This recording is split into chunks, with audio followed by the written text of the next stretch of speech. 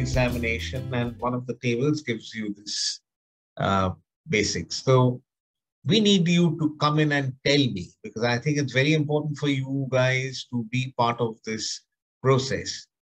What is the specimen and why do you think the specimen is what it is? So, as I said, it's a good idea to give yourself a bit of an attempt out here and then take it from there. What is this specimen?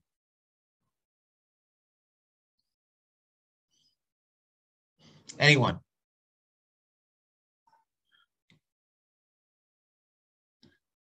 Hello?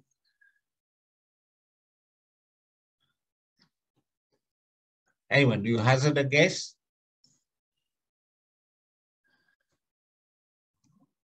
What is it, Sanjay? So I said, what is this specimen? Yes. Total colectomy. Yeah, right. Thank you. So at least Dr. Manush Rai. Now, since we know it's a specimen of a total colectomy, guys, I want you to tell me, why do you think this is the usual sort of question? You will go up to MSI, KRAS, BRAF when you are answering well, but it's important, you always form steps. You cannot miss the first step and go up to the last. So you can't jump there.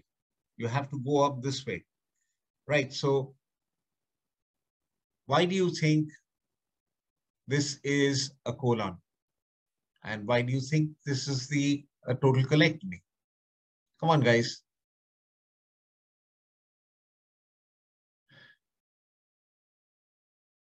Normally, what you see in a colon, it's a long tube, which is laid out like a colon. I mean, for a start, sometimes specimens are not laid out. And normally you find the tinea, which actually extends out here. In a specimen, you would see tinea extending out here, all along the colon. The circular muscles, it is shorter than the entire colon, as a result of which most of the colon is bunched up into little folds called, anybody knows what these folds are called? Come on, guys. What are these folds called? What do you see in an X-ray? Hostrations. Very good, excellent. Hostrations.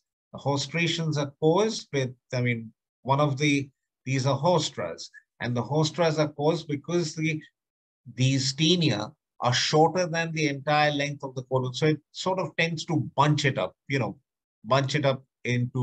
little folds, which don't go all the way. And that is one of the things we use for distinguishing between the small intestine, valvulae conniventis, and the colon when you do a straight X-ray and you have intestinal obstruction. Right. We also have little fat appendices, epiploidy.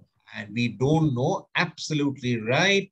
These are appendices, epiploidy, and nobody knows what are the reasons for this appendices epiploidy. We don't know the reason, but you do remember that sometimes you have these appendages getting inflamed. And with the presence of the modern generation MRI, you can actually pick up modern generation imaging sometimes picks up these information out here. But you do find something else. This is a specimen of a total colectomy. So the next question they would ask is, yes, absolutely right. Why do you think this operation was being carried out? So why do you think, where would you do a total colectomy? Carcinoma of ascending colon. Or not in the ascending colon. If you had cecum. A colon in the cecum, good answer, but think about it. You have, this is the colon. This is the appendix. This is the ascending colon, transverse colon, and you have the descending colon out here. And you have a carcinoma here. That's a carcinoma of the cecum. So what sort of an operation do you think we normally do? You remember what we told you? I think Dr. Manush Roy also told you do a right hemicolectomy. Absolutely. Good. And what you would do is, because you are modern generation surgeons, you would do it better than we did. You will do a complete mesenteric excision and a central venous ligation of the vessels, isn't it? Because you want to make sure that all the nodes are taken out. Nodes and all the segments are taken out. Okay, so that is why you would do that. And you would finish with what sort of an anastomosis out here? End-to-end. You would do, that's the transverse colon, and you have the small intestine out here. So you do an iliotransverse anastomosis, isn't it? Right? Yes, sir. You do a let me get that again. Sorry. Yeah. So you do an either side to side isoperistaltic, or you could do an antiperistaltic, which means you, this is the antiperistaltic, and you can do an isoperistaltic. So that way, that is your line of peristalsis. So it's isoperistaltic, or you can do antiperistaltic, which is the other way. The disadvantage of this is that you have the mesentery out here and the other mesentery out there, and you have to be very careful in getting the mesenteric gap closed, because it's quite easy to take the blood vessel up in your stitch, and then you have to revise that segment of anastomosis. But where would you do a total colectomy? Let's suppose, I'm giving you an example, what Dr. Manush Roy just taught you. You have your modern generation surgeons, you've taken out, you've got a, let's say you've got a carcinoma out here. Now, normally you would think of doing a left hemicolectomy, but you've taken a biopsy, and guess what? Put them up for testing, and this is microsatellite stable. So as Dr. Manush Roy quite rightly said, only 50% of people with Lynch syndrome, that is the HNPCC, match the Amsterdam criteria, which is the criteria you need to follow to call it a Lynch syndrome. Nowadays, if you have an MSI stable disease with a carcinoma, you think Lynch. Now, if you do a hemicolectomy out here, there's an 80% chance that he would come back with a carcinoma of the other side. So you might sit down and might need to consult the patient. So this is the sort of patient who would require a total colectomy. So we've got one such example. We've got a carcinoma, CA colon with MSI S, which means likely chance of being Lynch syndrome. The other wrong thing is that suppose you have a colon where there are multiple polyps. You've got a colon out here, and you've got multiple polyps out here. Multiple, thousands of polyps, all the way down up till here. Hundreds of polyps. So what is that condition called?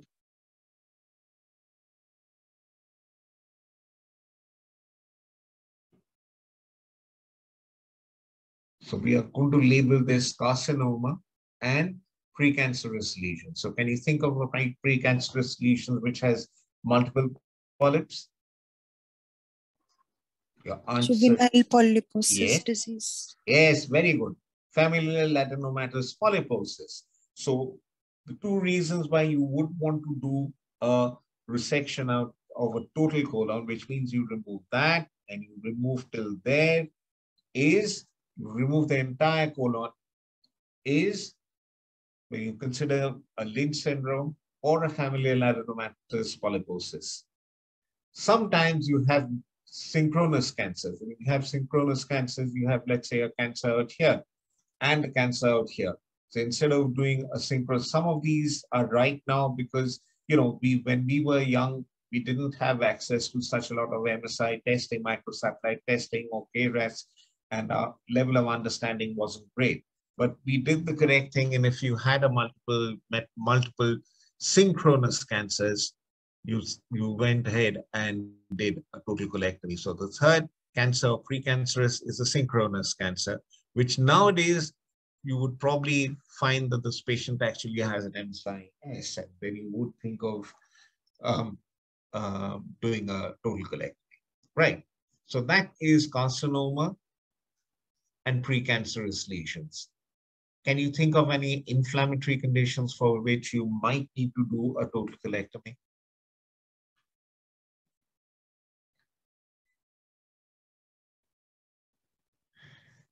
Let's suppose you've got inflammation all the way around. It started here. Inflammatory bowel disease. Yes, absolutely. Inflammatory bowel disease, particularly which form of inflammatory bowel disease? Mainly ulcerative colitis, isn't it?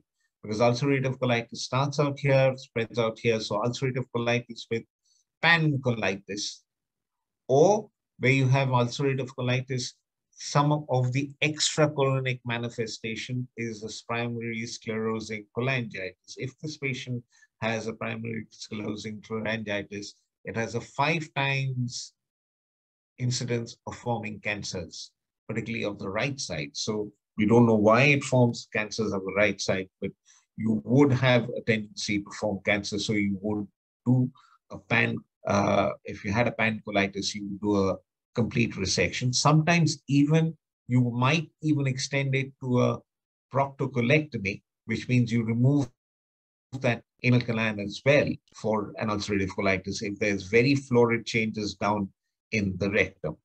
But sometimes you can get away with it. You can get away with doing a mucosal resection up to the dentate line and remove the entire bit of the ulcerative colitis. The other condition is sometimes, even with Crohn's disease, if you have a Crohn's colitis, which is an extensive Crohn's colitis, which is a rectum sparing Crohn's colitis, you might choose to do a total colectomy, right? Any other conditions that you might think of? Do you think of some other disease where the colon suddenly, particularly happens there in the child? Suppose you have an ischemic colon. It is ischemic colitis. This is one of the features one of the things that might happen in children because of compromised blood supply. The other thing is sometimes the colon becomes hugely dilated. Do you know what that condition is called? Toxic megacolon. Very good. Excellent. Excellent. That is a toxic megacolon. And in a toxic megacolon, you have a huge dilatation of the colon. And sometimes a toxic megacolon is an expression of this is often pre-perforation sort of a condition, and sometimes happens in ulcerative colitis, sometimes happens in Clostridium difficile, Clostridium difficile diarrhea. And there you sometimes have to do an emergency total colectomy. And the principle there is not to go in for an immediate anastomosis, but go in for a later anastomosis. So guys, what is the top type of anastomosis? How would you reconstruct a patient who's had a total colectomy? What are the options possible?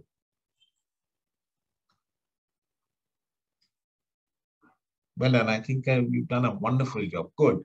So we've removed the entire colon. And what we have is a little bit of the anal canal out there.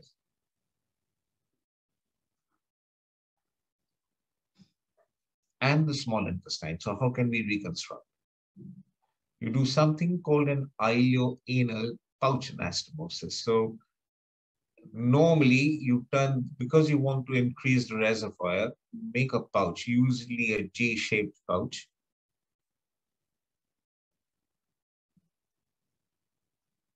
So that pouch is an anastomose to the anal gland, and that's called the IPAA, ileal pouch anal anastomosis. So IPAA. There are times that some people might want to leave a bit of the rectum intact. So you can go ahead and do an ileoanal anastomosis. But that's a bad operation, because if you're doing it for something like, let's say, a Lynch syndrome, there's a very high incidence of carcinoma, because this needs regular intensive colonoscopic surgeries. And they have a very high incidence of carcinoma forming out here. One of the problems of the other option is to do a complete pan-proctocolectomy and leave the patient with ileostomy. And if you're doing an ileostomy, make a pouch, make a pouting sort of anastomosis.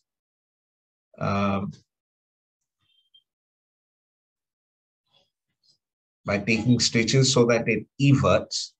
And that is, do you know the name of that stitch? That stitch normally takes, if that's the ileum coming out, you take a stitch from there, take a stitch from there, and you take a stitch out here. So it naturally everts and comes down out here. That is called Brooks stitch. Okay, so remember, guys, that's called a Brooks stitch. Right. So please tell again, didn't get it. Sorry? Sir, can you please repeat? Yeah, sure. That is the opening for the stoma. Okay. Now we brought the colon, brought the ileum out. The ileum for a colon, you can have a flush stoma. Okay, because the contents are solid, so you can fill a background. For an ileum, you must have a spout. To have a spout, think about it, guys. Now, let me draw it in different colors. That will be better. So that's the skin margin. Okay, that's the colon. That's the ileum that is coming out. That ileum edge comes out here, and it goes up, goes in. I'm drawing only one part of the circle, and it goes in all the way out here. This part comes out, comes here, out here. Okay, so you have a spout. Okay, you have a spout. The way to do it is, if you're taking a bite, let me show it in blue so you can see it. So what you need to do is take a bite out here. Okay, we've taken a bite from here. So think about it. I'm taking a bite out here. I've taken a bite throughout here, and I'm taking another bite out here.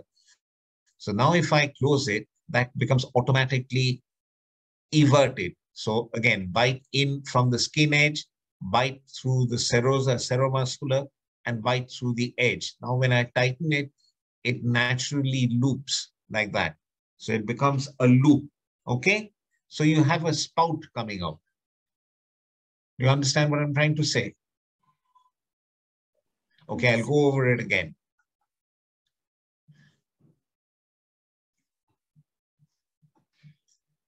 That is, I'm going to draw the wall of the ileum. So that is the ileum. Okay, so now we are going to put in a bite. We're going to put in a bite out here. We're going to take a bite out here. So that is needle coming through. And we take another bite out here.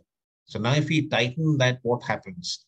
The next thing that happens is this pouts out. So now when you close this up, it pouts out like that.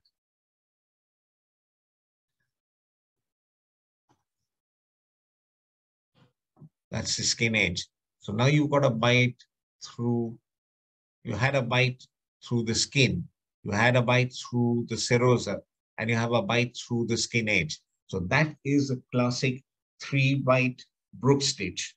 Okay. So bite through the skin, right? You take a bite through the skin, that's out here. You take a bite through the seromuscular out here, and you take a bite through the skin edge. So it naturally everts it. When you have a spout, even if the patient is lying down, the content which is liquid falls into the bag. Did I make myself clear? I'm ready to explain it again if I have. Yes, sir. Thank you, sir. Okay, right. So there we are, guys. We didn't want to spend too much of time because what I have next is going to take a lot of time.